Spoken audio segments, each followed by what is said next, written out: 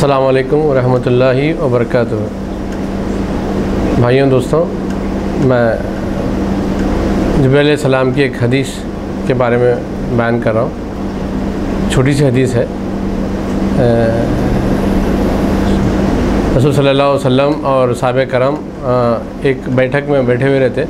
अचानक एक शख्स आते हैं, आके जैसा सीधा रसूल सल्लल्लाहु अलैहि वसल्लम के करीब पहुँचते हैं, उनके खानों पे हाथ रखते हैं, घुटनों को लगा के बैठते हैं। तो सब साहिब करम जो है सो परेशान हो जाते हैं, ये कौन है, अचानक आ गए और उनके करीब में बैठे। तो फिर वही शख्स जो है सो आपसे जो है सवाल करते हैं कि ईमान क्या है, आपका ईमान क्या है। तो जब आपने जो है सो ईमान के जो 6% है उसके बारे में बताते कि वही एक अल्लाह पे ईमान लाना, दूसरा अल्लाह के फ़रिश्तों पे ईमान लाना, तीसरा अल्लाह के रसूलों पे ईमान लाना, चौथा अल्लाह की किताबों पे ईमान लाना, और पाँचवा अल्लाह जो इंसानों की जो तकदीर पे ईमान लाना, और छठवां जो है यौमिल आखिर पे जो क़यामत पे ईमान लाना। ये 6 के बारे में बयान करते हैं।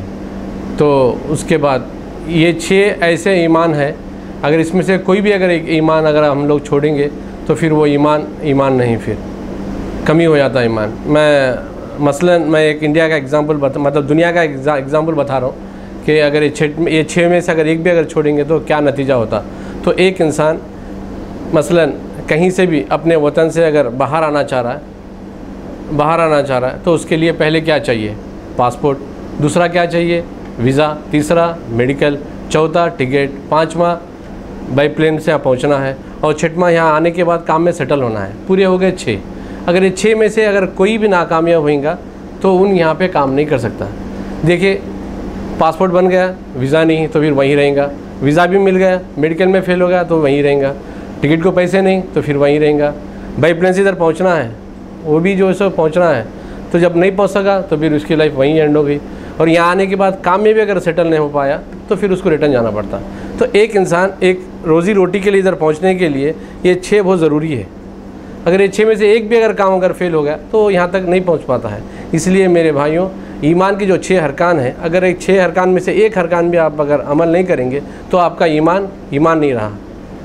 और दूसरा सवाल वो शख्स ने पूछते हैं, माफ़ी चाहता हूँ मैं, जो जैसा अल्लाह आपने जो ये ईमान के बारे में बताते, जैसा वो शख्स ने बताता कि आप तो सही बोले, जैसा जितने बैठे रहते साहब अगर हम बताते कि ये क्या है, सवाल पूछा और उसने ही जो इंसान जो सो सही बता रहा, उनके भी थोड़ा बहुत गुस्से में आते हैं ना। आप अल्लाह के रसूल हैं और आए डायरेक्ट जान ना पहचान और बैठे और सवाल करे और फिर वो सवाल के जवाब को सही बोले, उनके रिप्लाई दे रहे, तो साहब अगर हम सो जितने बैठे रहते थोड़ा बहुत गुस्सा करते।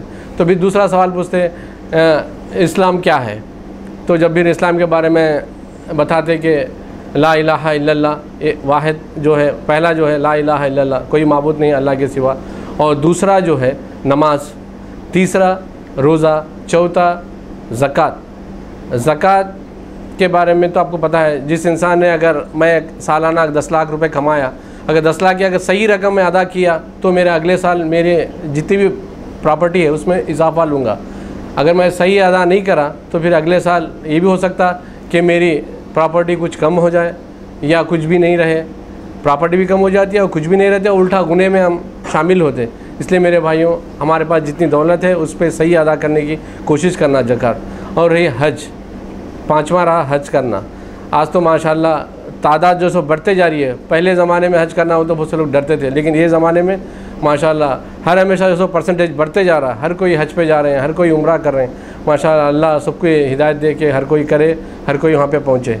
ये 5 जो सो अरकान। तो जब भी फिर आपने जो शख्स ने जो बताते ये तो आप सही बोले, तो फिर वहाँ पे जितने बैठे रहते साहब अगर उनको गुस्सा आता, ये क्या सवाल करते जा रहे हो, सही बोले बता जा रहे। तो तीसरा सवाल ये रहता उनका कि एहसास, हाँ एहसान, सारे एहसान।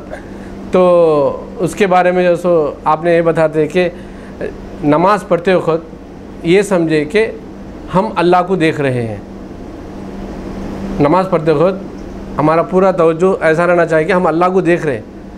इस तरह नमाज़ पढ़ना चाहिए। अगर ये भी नहीं हो सक रहा आपसे तो कम से कम अल्लाह हमको देख रहा है, इस तरह जो है सो नमाज़ पढ़ना है।